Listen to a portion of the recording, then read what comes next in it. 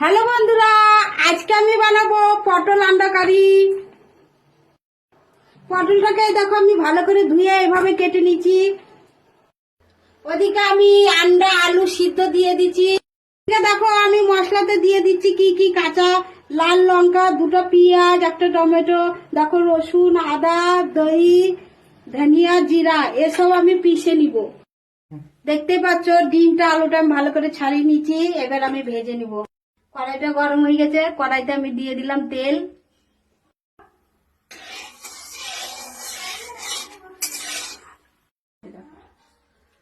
ডিমগুলো তেলে ছেড়ে দিলাম।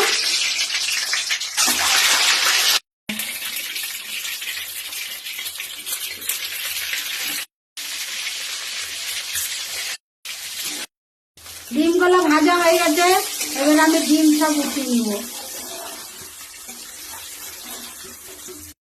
এবার আমি ওই তেলে ভেজে নিব আলুগুলা আমি লাল লাল করে ভেজে নিব। দেখতেই পাচ্ছ আলুগুলা ভাজা হয়ে গেছে, এবার আমি আলুগুলা উঠিয়ে নিলাম। লাল লাল করে আমি ভালো করে ভেজে নিয়েছি। এবার আমি দেখো পটলগুলা ভেজে নেবো এই তেলে। পটলগুলো আমি লাল লাল করে ভাজবো, খুব লাল ভাজবো না, আবার খুব ইউ রাখবো না।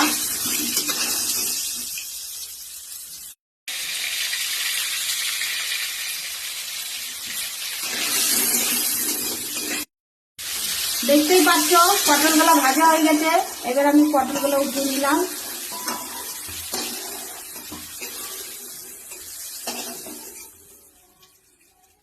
বন্ধ করলি তো?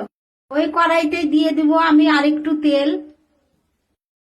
তেলের উপরে ফড়মে দিয়ে দেবো আমি একটু জিরা, লং, এলাইচি, গোলমরিচ, দারচিনি,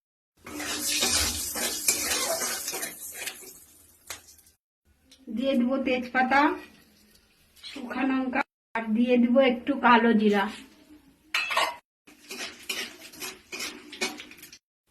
দিয়ে দিব আমি রসুন আদার পেস্টটা। তোমাদেরকে আগে আমি দেখিয়ে দিয়েছি কি কি মশলা আমি এতে দিব। দিয়ে দিব টমেটো কুচা,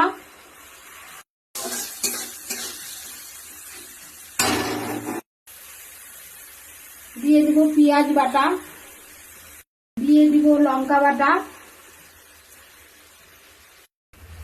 দিয়ে দিব স্বাদ মতো লবণ, দিয়ে দিলাম হলুদ।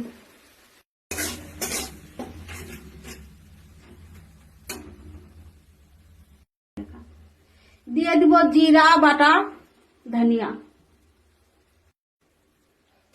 এবার একটু ভালো করে নেড়ে চেড়ে মশলাটা আমি কষে নিয়ে দিয়ে তারপরে আমি আপনাদেরকে সবাইকে দেখাবো।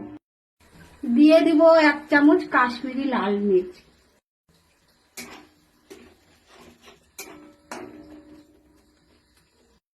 মশলাটা হয়ে গেছে, দেখতেই পাচ্ছ। আমি আগে একটু গ্যাসের আঁচটা ধীরে করে দিয়েছিলাম। এখন আমি দইটা দিয়ে দিব। তেজ আঁচ থাকলে পরে দইটা ফেটে যাওয়ার ভয় থাকে। দইটা আমি মিক্সিতে আগে একটু ঘুরিয়ে নিয়েছিলাম, মিক্সিতে ঘুরে নিলে ভালো পিষে যায়।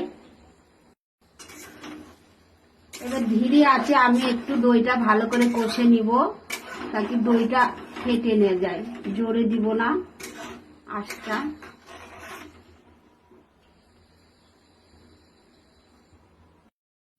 মশলাটা ভালো করে কষা হয়ে গেছে, দেখতেই পাচ্ছ তেল ছেড়ে দিয়েছে। এবার আমি দিয়ে দিব পটলটা, এবার দিয়ে দিব ডিম আলুটা। আমি সবকিছু একসাথে দিয়ে একটু লাড়াচাড়া করে নিব ভালো করে। দেখতেই পাচ্ছ কালারটা কত সুন্দর হয়েছে।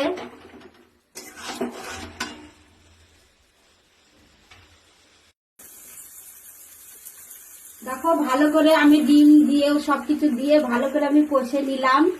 এইভাবে পটল আন্ডা কারি বানিয়ে তোমরাও খেয়ে দেখবা, দারুণ লাগে। এবার আমি একটু জল দিয়ে দিব, বেশি জল দিব না, আমি মাখা মাখা করব, তাই আমি অল্প জল দিলাম। এইভাবে তরকারি বানিয়ে ভাত খেতে যা লাগবে, দারুণ লাগবে। এইভাবে তোমরা বানিয়ে খেয়ে দেখবা, খুব স্বাদ লাগে। দেখতেই পাচ্ছ তরকারিটা হয়ে গেছে। এবার আমি তরকারিটা বন্ধ করে দিব। দেখতেই পাচ্ছ তরকারিটার কালারটা খুব সুন্দর হয়েছে, দারুণ হয়েছে, খেতে যা দারুণ লাগবে। সাথে ফলো, লাইক আর শেয়ার করা কেউ ভুল